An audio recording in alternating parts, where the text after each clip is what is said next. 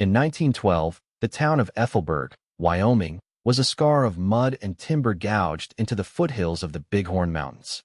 It was a place that existed for one reason, and one reason only: coal. Black veins of it ran through the earth, and men descended into the dark to bleed the mountains for a wage.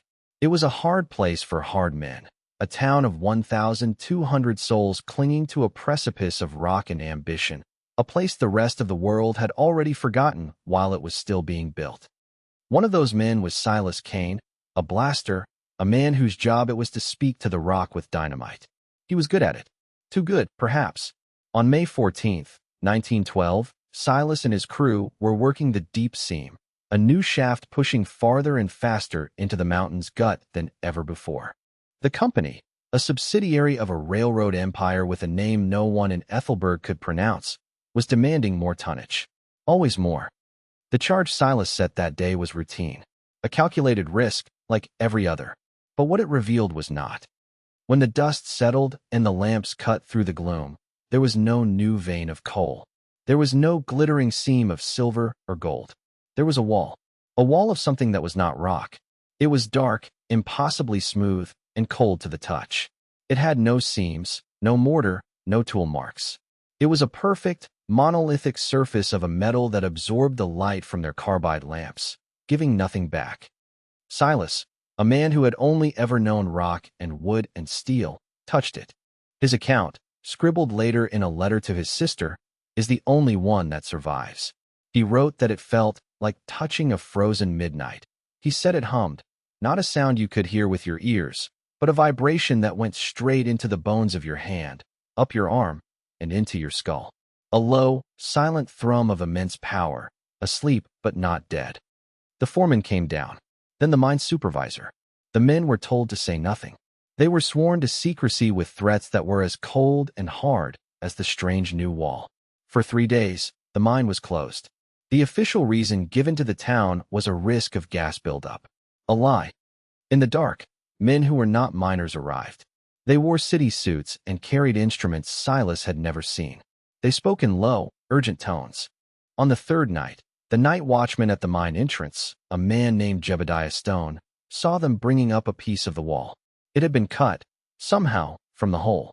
He said it took 12 men to haul a slab no bigger than a coffin lid. He said it didn't reflect the moonlight, it drank it. The next morning, federal marshals arrived in Ethelberg. They weren't there to keep the peace. They were there to enforce an eviction. An executive order, they called it. A geological instability survey. The entire area was declared unsafe. Every man, woman, and child was given 48 hours to vacate. The company paid out a pittance, a month's wages for a lifetime of silence. The town was emptied. Then, they brought in the dynamite. Not the calculated charges of a blaster like Silas. They brought in tons of it. They didn't just collapse the mine entrance. They obliterated the entire valley. They systematically turned the town of Ethelberg, its church, its saloon, its homes, its very foundations, into rubble. Then they brought down the mountainside itself, burying the rubble under 1,000,000 tons of rock and soil. They erased it. They salted the earth and wiped it from the map. Silas Kane died 2 years later in a copper mine in Montana. A cave-in. His sister kept his letter. The official story, the one you can find in dusty state archives if you look hard enough, is that Ethelberg was a failed mining venture, a ghost town that succumbed to economic reality and was eventually reclaimed by nature. They're lying. But here's what they don't want you to know. Here's what those same records, in their quiet, deliberate omissions, don't mention. Ethelberg wasn't the only one. It was just the beginning. It was the template. Between 1908 and 1985, at least 10 American towns suffered a similar fate. 10 communities, vibrant and alive, were systematically and completely erased from existence. Wiped off the maps.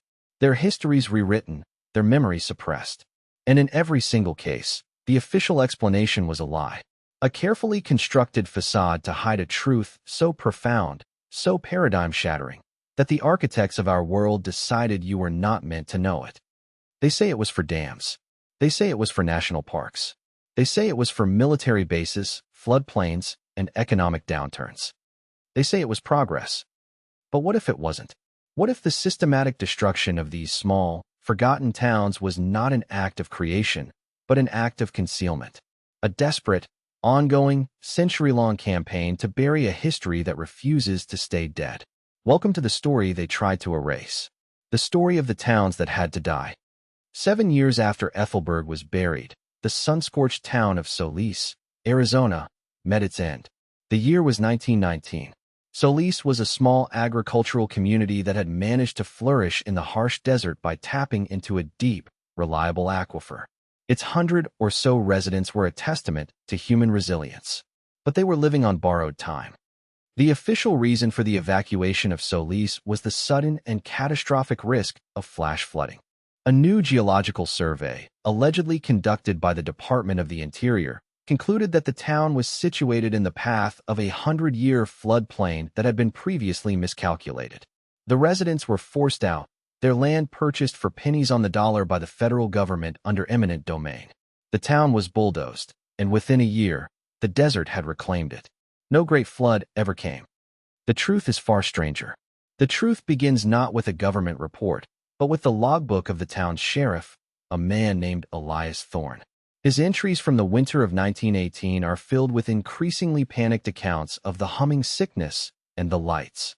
It started subtly, a low, persistent hum that, much like the one Silas Kane felt in Wyoming, wasn't so much heard as it was felt. It resonated in the fillings of their teeth, in the window panes of their houses. Then came the lights. At first, it was a faint, phosphorescent glow from the ground after sunset, dismissed as foxfire or some strange atmospheric phenomenon. But it grew in intensity. Sheriff Thorne wrote, October 12th. The glow is brighter. It is not on the ground, but from the ground. It traces strange lines across the desert floor, like a map of a city I have never seen. The lines are perfectly straight. They meet at perfect right angles. They run directly beneath our town. By January of 1919, the phenomena had escalated.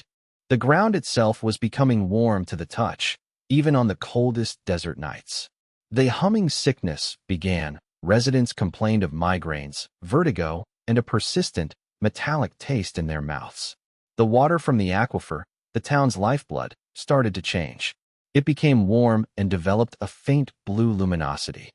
Thorne, a practical man, believed something was wrong with the aquifer. He was right, but he could never have imagined the scale. The last unofficial survey of Solis was conducted not by the Department of the Interior, but by a lone geologist from the University of Arizona, a Professor Alastair Finch.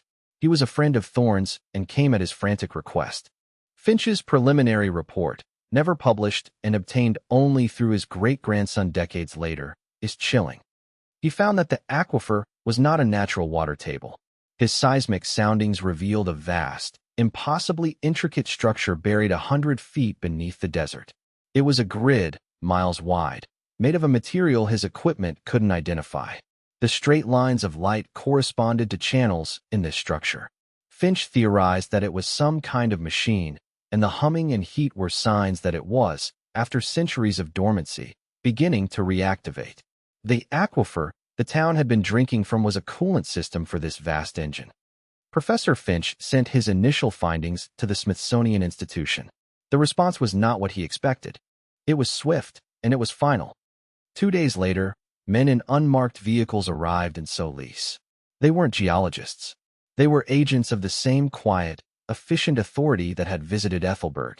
They confiscated Finch's equipment and notes. They placed Sheriff Thorne under a gag order. Finch himself was recalled to the university, where he was formally censured for sensationalism and unprofessional conduct. His career was destroyed. He died in obscurity, his warnings dismissed as the ravings of a disgraced academic. The story of the flood risk was fabricated in less than a week. It was the perfect cover. Who would question an act of God, a force of nature? The town was evacuated, and under the guise of public safety, an army of engineers descended. They did not build a dam or diversion channel. They drilled. They drilled hundreds of deep shafts and pumped thousands of tons of a specialized grout, a lead-in concrete slurry, into the earth, entombing the reactivating machine and silencing its hum forever. They didn't save Solis from a flood. They smothered a piece of impossible technology before it could fully wake up. Two towns, hundreds of miles apart, both erased. One for finding a wall, the other for living on a machine.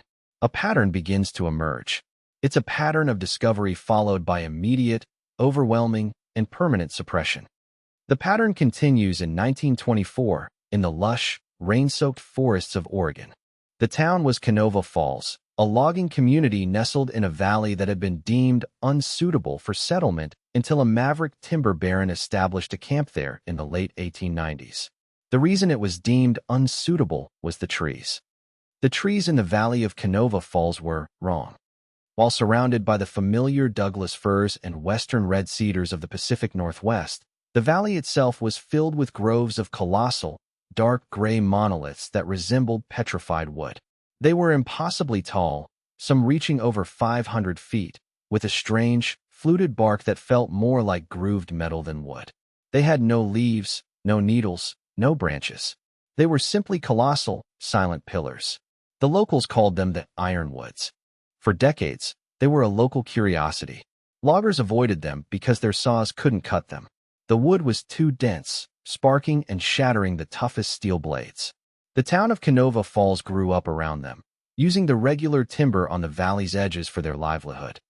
The official story is that in 1924, the federal government, in its wisdom, designated the entire region as part of a new national forest. The logging operation was shut down, and the town of Canova Falls was dismantled. Its residents were relocated. It was a victory for conservation, a story of preserving natural wonders for future generations. But the ironwoods were not a natural wonder. The truth lies in the suppressed field notes of a botanist named Dr. Evelyn Reed. In 1923, Reed, on a grant from the Oregon State Agricultural College, spent 6 months in Canova Falls studying the ironwoods. Her notes start with conventional scientific curiosity and descend into bewildered awe. "They are not trees," she wrote in her private journal. "There is no cellular structure, no phloem, no xylem. Under the microscope, slivers of the bark reveal a crystalline lattice, a micro-honeycomb of a silicon-based material interlaced with filaments of pure, unoxidized copper." Reed became convinced the ironwoods were not biological. They were artifacts. More than that, she discovered their secret. During a powerful lightning storm, she witnessed the ironwoods being struck. But instead of burning or shattering, they lit up from within. A tracery of blue-white light, like veins, pulsed just beneath the surface, and a low-frequency thrum echoed through the valley. The pillars were drawing atmospheric electricity, channeling it down into the ground. They were part of a circuit. She had stumbled upon a component of an ancient power grid, a continental system for harvesting and distributing energy. The ironwoods weren't trees. They were colossal capacitors, or perhaps conductors, part of a network of unimaginable scale. Filled with a sense of world-altering discovery, Dr. Reed sent a detailed report, complete with samples, to her superiors at the college and to the United States Geological Survey. The response was identical to the one Professor Finch received in Arizona. Silence, followed by swift, decisive action. A team from the Department of the Interior arrived. They weren't conservationists. They were demolition experts. They thanked Dr. Reed for her fascinating but fanciful report and informed her that her grant was terminated. Her samples were lost in transit. Her academic reputation was quietly dismantled. The National Forest designation was the cover story. Once the town was gone, the real work began. For 2 years, a special team from the Army Corps of Engineers, operating under a classified budget, worked in the sealed-off valley. They did not preserve the ironwoods. They destroyed them. Using specialized explosives and cutting torches, they systematically felled each and every one of the silent, ancient pillars. The material was not left on site. It was cut into manageable sections, loaded onto custom-built rail cars on a specially laid track, and transported to an unknown location. By 1927, the valley was empty. The evidence was gone.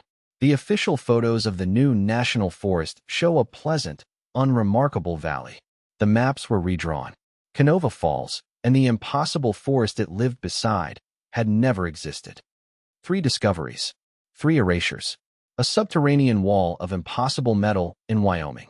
A reactivating earth engine in Arizona. A forest of crystalline energy conductors in Oregon. The official narrative in each case is plausible, reasonable, and completely false. It begs the question, who are they? Who possesses the authority, the resources, and the motive to mount such massive, century-long operations of suppression? And what, exactly, are they so desperate to hide? To answer that, we must go to Louisiana, to the Great Mississippi Flood of 1927, the most destructive river flood in the history of the United States. In its wake, a nation mourned its losses and vowed to tame the mighty river. It was a tragedy of biblical proportions, and it was the perfect opportunity. Amid the hundreds of communities devastated by the floodwaters was the small, bayou town of St. Jude. According to the records, St. Jude was simply washed away, its structures too weak to withstand the deluge, its population scattered. Another sad statistic in a historic disaster. But St. Jude was different. The story of its demise comes from a deathbed confession made in 1982 by a man named William Benoit, a former Army Corps of Engineers sapper. His testimony, given to his son and recorded on a cassette tape, paints a horrifying picture. Benoit's unit was deployed to the region not for rescue, but for a very specific, classified mission code named Operation Clean Slate. Their target was St. Jude. The flood had done something unexpected. It had scoured away over 20 feet of topsoil and silt from the town's foundations, revealing what lay beneath. It wasn't built on mud and cypress stumps like every other town in the parish. Benoit's raspy voice explains on the tape. The whole town, the foundations of every building, the church, the general store, they were all anchored to this single, massive platform. It was like a black stone, but it wasn't stone. It had patterns on it, channels cut into it like a circuit board. The flood had washed it clean, and it was just there. A solid black base, acres wide, that the town had been unknowingly built upon for 100 years. The discovery sent a shockwave through the chain of command. Before any independent journalists or survey teams could reach the isolated area, Benoit's unit was sent in. Their orders were explicit. They were not to document the platform. They were to destroy it, and the town with it. We used barges, Benoit confessed, his voice heavy with a lifetime of guilt. Barges packed with dynamite. We didn't just blow the buildings. We shattered the foundation itself. We worked for a month, setting charges, blasting, dredging. We pulverized it. We turned it into gravel. Then we diverted the river's flow, just for a while, to bury the whole damn thing under 50 feet of new silt. We were told it was a matter of national security. We were told we were erasing a geological anomaly that would cause a panic. He paused on the tape, his breathing ragged. It wasn't geology. It was archaeology. It was something ancient, and we murdered it. We murdered a town to keep it secret. St. Jude was not a casualty of the flood. It was a casualty of what the flood revealed. And here, for the first time, we get a glimpse of the overarching truth. The anomalies were not isolated. They were connected. The platform beneath St. Jude, the energy grid in Oregon, the machine under Arizona, the wall in Wyoming. They were pieces of the same puzzle. So what is the puzzle? What is the grand, unifying theory that connects these disparate, impossible discoveries? This is where we must leave the comfortable confines of mainstream history and geology. This is where we must confront the theory that the institutions, the Smithsonian, the Geological Survey, the Corps of Engineers, have been working for over a century to suppress. The theory is this: we are not the first. We are not the first technologically advanced civilization to dominate this planet. Long before our recorded history, before the Sumerians, before the Egyptians, before the Ice Ages, there existed a global, unified civilization. A civilization of immense power and sophistication. Let us call them the antecedent civilization. They did not build with stone and mortar. They built with programmable matter, with resonant alloys, and with crystalline energy conductors. They mastered geology, engineering, and physics to a degree we are only just beginning to comprehend. They didn't build on the Earth, they engineered the Earth itself. The structures found at Ethelberg, Solis, Canova Falls, and St. Jude were not isolated artifacts. They were nodes. Nodes in a planetary-scale network of power, information, and transport. A worldwide machine. Then something happened. A catastrophe. A reset event of unimaginable violence. Perhaps it was a celestial impact, a polar shift, or a war that shattered their world. Whatever it was, their civilization fell. Their great machine was broken, buried, and silenced. Millennia passed. Ice ages came and went. Continents drifted.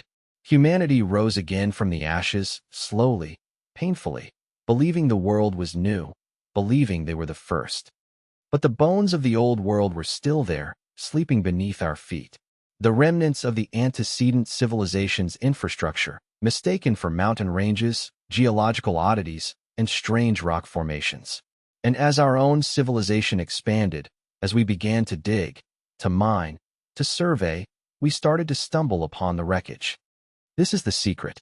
The secret is that our entire understanding of history, of progress, of our own place in the universe, is built on a false premise.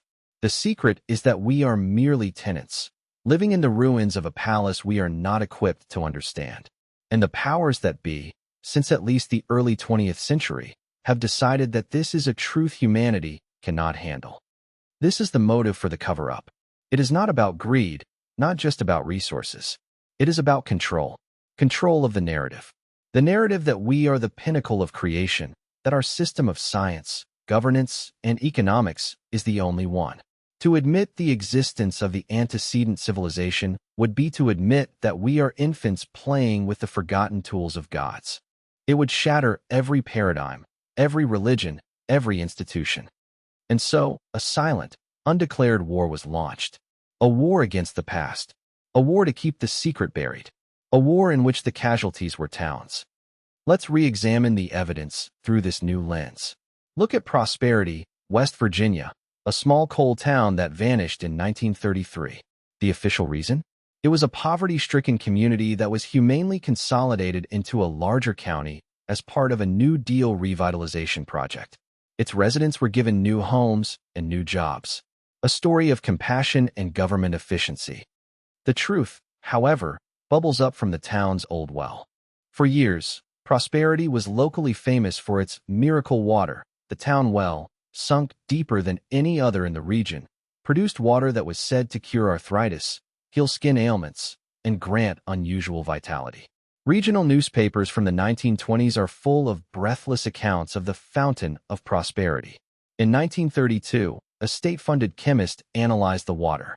His report, which was immediately classified and buried, found that the water contained exotic isotopes and trace elements not found in any known geological formation. More disturbingly, he found that the water emitted a low-level, coherent energy field. It was, in his words, biologically active. The well hadn't just tapped into an aquifer. It had tapped into a leaking coolant system or a waste conduit from a subterranean antecedent power plant, one that was still partially functional. The healing properties were the side effects of exposure to a form of energy our science doesn't recognize. The New Deal revitalization project was a sham. It was the perfect excuse to evacuate the town without raising suspicion. Who would refuse a new house and a steady job during the Great Depression? Once the town was empty, the Army Corps of Engineers moved in, just as they had elsewhere. They didn't just cap the well. They filled the entire well shaft, over 1,000 feet deep, with a special polymerizing resin, sealing the leak from the ancient machine below. Prosperity was erased, not to save its people from poverty, but to stop them from drinking the evidence. Then there is Haven, Maine, erased in 1941. Official reason: eminent domain for the construction of a strategic coastal defense battery in the lead-up to World War II. A necessary sacrifice for national security. The town, located on a small peninsula, was evacuated and a military installation was built. But the true reason for Haven's removal lies in its quarry. The town was known for its unique granite, a beautiful stone with swirling, iridescent patterns. The local masons, a guild that had passed down their traditions for generations, were renowned for their skill. They built the town's church, its library, its homes. And their architecture was strange. Old photographs of Haven, held in private family collections, show buildings with impossible arches, cantilevered balconies that should have collapsed, and stonework that seemed to flow and curve like hardened liquid. The angles were subtly wrong, defying conventional geometry. The masons of Haven had a secret. They knew that if you struck the granite in a certain way, with a certain rhythm, it would resonate. It would hum. And for a brief period, it would become malleable, plastic, before hardening again, stronger than before. They weren't just masons. They were tuners. The granite was not granite. It was a form of programmable matter left behind by the antecedents, a type of smartstone that could be manipulated with sonic frequencies. The masons of Haven, through generations of trial and error, had rediscovered a sliver of the ancient technology, mistaking it for a quirky property of their local stone. When a military survey team scouted the peninsula for a potential fort in 1940, a geologist on the team, a man with a security clearance, recognized the material for what it was. Or at least, he recognized it as something that did not belong in the known world. His report bypassed the usual channels and went straight to a clandestine committee in Washington. The Coastal Defense Battery was the cover. The real operation was to seize the quarry, to secure the entire deposit of programmable matter. The evacuation was swift. The Masons and their families were scattered, their unique knowledge dismissed as folklore. The military didn't just build a fort, they strip-mined the entire peninsula, extracting every last piece of the anomalous stone. The material was shipped to secret research facilities like Wright-Patterson and Dugway Proving Ground, where for decades, scientists have been trying and failing to reverse engineer its properties. Haven was not removed for a fort. It was plundered for its impossible technology. The pattern becomes clearer with every town we examine. The suppressors, this shadow consortium of government agencies and private interests, what one contemporary independent researcher, the brilliant but marginalized Dr. Eris Thorne, calls the National Reconstruction and Antiquities Board, or NRAB, operate with a chillingly consistent methodology. First, identify the anomaly through routine surveys, local reports, or accidental discovery. Second, assess the anomaly's nature and threat to the established paradigm. Third, create a plausible, often benevolent-sounding cover story for evacuation and seizure of the area: a flood, a park, a military base, an economic program. Fourth, neutralize the anomaly and remove or entomb all evidence. Fifth, discredit or silence all witnesses and experts. And sixth, redraw the maps and rewrite the history. It is a process of total, systematic erasure, a process that has been refined over decades. The scale of this conspiracy is not just national, it's global. While our focus is on these 10 American towns, glimpses of the same pattern can be seen worldwide. The Tunguska event in Siberia in 1908, officially a meteor or comet impact. But what if it was the catastrophic explosion of an antecedent power facility, a blast that left no impact crater because the energy was released above the ground? The vast, vitrified ruins in the deserts of Pakistan and India, traditionally ascribed to ancient, mythical wars? What if they are the scars of the final, world-ending conflict of the antecedent civilization itself? The stories are everywhere, hidden in plain sight, dismissed as myth and fringe theory. The NRAB is merely the American branch of a global compact of silence. But their methods had to evolve as technology changed. The simple excuses of the early 20th century wouldn't work forever. Which brings us to Argent, Nevada, a town that died in 1952. Argent was a small service town, a dusty stop on a lonely highway, supporting a few nearby silver mines. Its end was sudden and absolute. The official story is that it was found to be in the direct path of radioactive fallout from the nuclear tests being conducted at the nearby Nevada test site. The entire town was declared a public health hazard, condemned, and bulldozed under the authority of the Atomic Energy Commission. Its residents were compensated and sworn to secrecy, the threat of treason used to ensure their silence. But the level of fallout recorded in the area was never high enough to warrant such a drastic measure. Other towns, much closer to the test sites, were merely advised to take precautions. The real reason for Argent's destruction was far more terrifying. In a series of interviews conducted by Eris Thorne in the late 1990s with former test site personnel, a different story emerged. An underground nuclear test, codenamed Operation Plumbob, had gone wrong. Not in a radiological sense, but in a way the physicists couldn't explain. The detonation, several miles from Argent but deep underground, did not just create a cavity. It sent a massive pulse of exotic energy, not radiation, through the bedrock. A pulse that struck something buried directly beneath the town of Argent. It activated an antecedent device, a big one. Within hours, strange phenomena began in Argent. Not a humming or a glow, but something far more disturbing.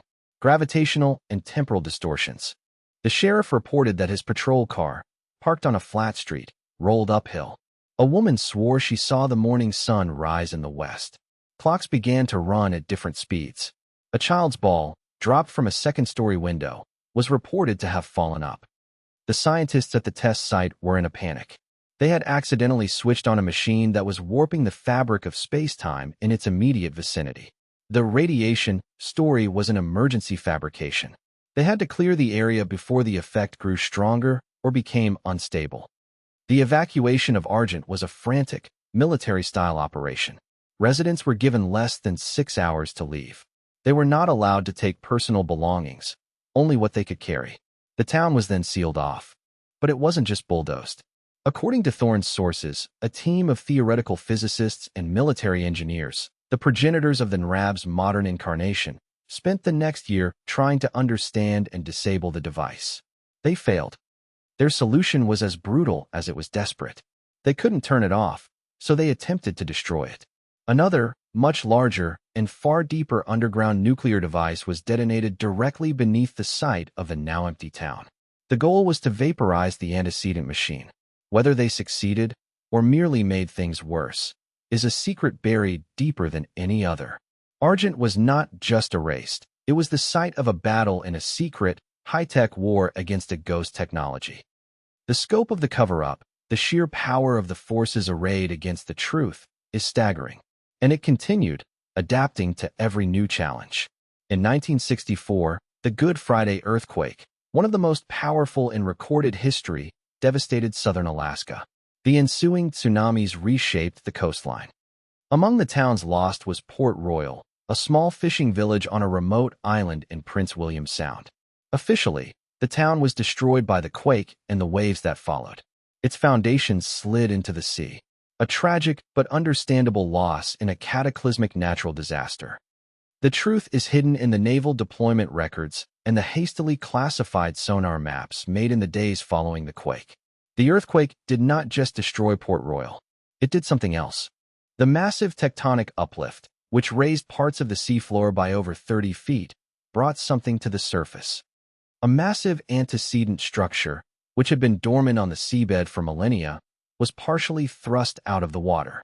Sonar scans showed a vast, metallic complex, miles in length, now sitting half-exposed in the shallow coastal waters where the town of Port Royal had once been. The few surviving fishermen who witnessed it described a city of black spires rising from the sea, slick with water and ancient slime, before a thick fog, unnatural and immediate, rolled in and obscured the view. The disaster relief effort that followed was a cover for the largest artifact retrieval operation in history. Under the command of a secretive naval task force, the entire area was declared a maritime exclusion zone. The official reason was the risk of underwater landslides and navigational hazards. The real reason was to keep eyes away. For months, a fleet of naval salvage ships, research vessels, and submarines swarmed the site. They were not there for relief. They were there with cutting torches, demolition charges, and heavy-lift cranes. They systematically dismantled the exposed portions of the antecedent city, piece by impossible piece.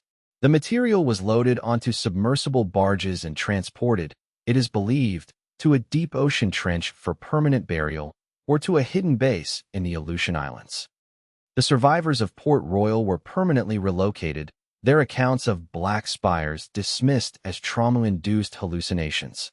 The bathymetric charts of the area were deliberately altered, creating a fiction of a sheer underwater cliff where the structure had been. The sea itself was used as a cloak, and a natural disaster was the perfect excuse to hide the evidence in plain sight.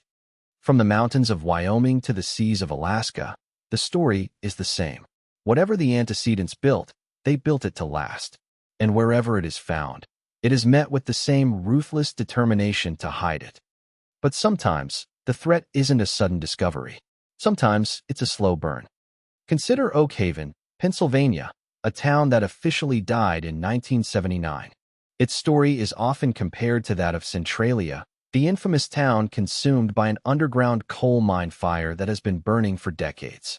According to the government, a similar fire started in the abandoned mines beneath Oakhaven, releasing toxic gases and making the ground unstable. The town was evacuated and condemned over a period of several years. It sounds plausible. It is a lie. The initial reports from the Environmental Protection Agency in 1978 tell a different story. The first scientist on the scene, a man named Dr. Marcus Thorne, the father of Eris Thorne, continuing a family legacy of inconvenient curiosity, found that the temperatures in the mines were far higher than any coal fire could produce. The gases being vented were not the typical carbon monoxide and sulfur dioxide of a mine fire. They contained ionized noble gases and radioactive isotopes in strange configurations. The energy signature was not chemical combustion. It was nuclear fission, but of a type he had never seen. The coal fire was not a fire. It was a damaged antecedent power source, buried deep within the earth, that had begun to leak thermal energy and exotic radiation. It had been leaking for years, perhaps centuries, but a recent geological shift had worsened the breach. Dr. Thorne's report was immediately flagged by the Department of Energy. He was removed from the investigation, and a new team, a special projects unit, was sent in. Their findings were classified. The official mine fire narrative was created and disseminated to the press. It was simple, understandable, and terrifying enough to justify the permanent evacuation of the town. Oakhaven was emptied, but the NRAB's work was not done. They couldn't move the leaking reactor. They couldn't turn it off. So they did the only thing they could. They contained it. For the next decade, under the guise of monitoring the fire, they drilled a ring of deep shafts around the town's perimeter, miles deep. Into these shafts, they pumped a cryogenic slurry, a supercooled liquid designed to freeze the bedrock itself, creating a permanent subterranean wall of ice and frozen earth to contain the radiation and heat. Oakhaven still sits there today, a silent, empty ghost town. The government signs warn of fire and subsidence. They are lying. The signs are there to protect a secret quarantine zone, a containment field around a wound in the earth that continues to bleed the strange, deadly energy of a forgotten age. Which brings us to the last town on our list. The most recent, and in some ways, the most tragic. Pilgrim's Rest, Utah. Erased in 1985. There was no disaster here. No flood, no fire, no military takeover. The official story is the quietest of all. It was economic failure. A small, isolated religious community whose population had dwindled as the younger generation left for the cities. The town charter was dissolved. The last few residents moved away. The land was sold to the Bureau of Land Management. A simple, sad story of modern decline. But Pilgrim's Rest was not just a town. It was a monastery. It was a watchpost. It was founded in the 1850s by a breakaway Mormon sect, a group led by a prophet named Jedediah Kane. Not Silas Kane the miner, but perhaps a distant relative, a thread of strange destiny running through a single family line. This sect was considered heretical even by the standards of their day. Their founding scriptures spoke not of angels, but of the builders, a race of men who shaped the mountains and commanded the lightning, and who had left their tools behind for the worthy to find. Jedediah Kane had led his followers into the Utah desert to a specific, hidden canyon. There, they found what they were looking for. A cave system, partially natural, partially artificial. And inside, a library. Not a library of books, a library of artifacts. For over 130 years, the people of Pilgrim's Rest acted as the secret custodians of an antecedent repository. They were guardians. They did not seek to understand or use the objects.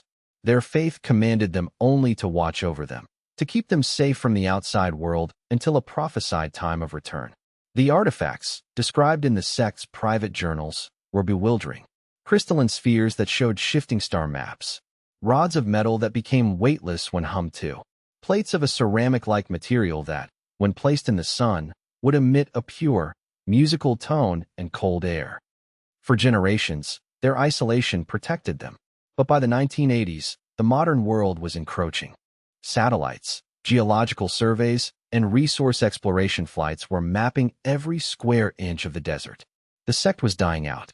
The secret could not be kept. The NRAB had been aware of Pilgrim's Rest for decades, monitoring them through informants and surveillance. They had been waiting. The town's economic failure was carefully engineered. Water rights were subtly revoked. County service contracts were canceled. The town was slowly, deliberately strangled. When the population had dwindled to less than a dozen elderly residents, they moved in. Not with force, but with bureaucracy.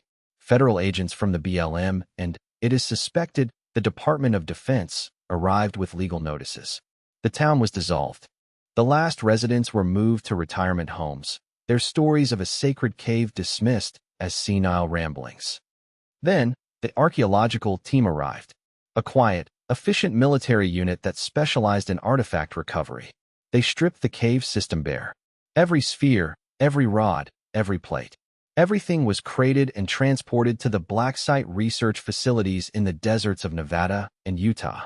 The cave entrance was sealed with high explosives. The entire canyon declared an unstable rockslide area, permanently off-limits. The final, cryptic sermon of the town's last preacher, recorded by a sympathetic county clerk, serves as its eulogy. "They have taken the tools," he said, his voice frail but clear. "They think they are taking power. But they are only taking responsibility. The silence of the builders is not absence. It is judgment. And our long watch is over. Now, the whole world is the watchman. 10 towns. 10 lies. Ethelberg, Solis, Canova Falls, St. Jude, Prosperity, Haven, Argent, Port Royal, Oakhaven, Pilgrim's Rest. They are the known casualties. How many more are there? How many other small towns vanished under the cover of a dam that was never built? A park that no one visits, a flood that never came. The motive for this century-long conspiracy, this war on history, is as complex as the technology it seeks to hide. It is, at its simplest, about maintaining the status quo. Academic dogma, the comfortable narrative of steady human progress, would be shattered. The world's religions, with their human-centric creation stories, would be thrown into chaos. But it goes deeper. It's about power. The antecedent technology represents a quantum leap beyond our own. Energy drawn from the very fabric of the planet, from the atmosphere, from geothermal vents. Materials that can be programmed and shaped with sound. Control over gravity and space-time itself. In the hands of the public, such technology would mean the end of the world as we know it. The end of fossil fuels, the end of resource scarcity, the end of the economic systems of control that govern our lives. It would be true freedom. And to the institutions that thrive on control, true freedom is the ultimate threat. So they hoard it. They study it in secret. They try to weaponize it. They dole out tiny, reverse-engineered slivers of it to the public as new inventions, transistors, fiber optics, composite materials, always ensuring the true source and its full potential remain hidden. They maintain their monopoly on power by maintaining a monopoly on the past. The final testimony, the emotional core of this entire, sprawling story, comes back to the beginning. It comes from the letter written by Silas Kane, the blaster from Ethelberg, to his sister. The last lines of that letter, written by a simple man who had touched the impossible, are perhaps the most profound. "They told me to forget what I saw. They paid me to forget. But you can't forget a thing like that. It wasn't just a wall. It was a tombstone. But the name on it wasn't a person. It was a whole world. And I think we are living in its graveyard. And I think the ghosts are starting to wake up. The truth does not die. It can be buried. It can be silenced. It can be lied about. But the evidence remains. It hums in the deep earth. It glows in the desert. It stands silent in forgotten valleys. The bones of the past are all around us. The official histories, the maps, the textbooks, they are the real ghost stories. Fictions designed to keep us from looking at the world beneath our feet, the world that was here before us, the world that is waiting to be rediscovered. They didn't just redraw the maps. They tried to redraw reality. And they failed.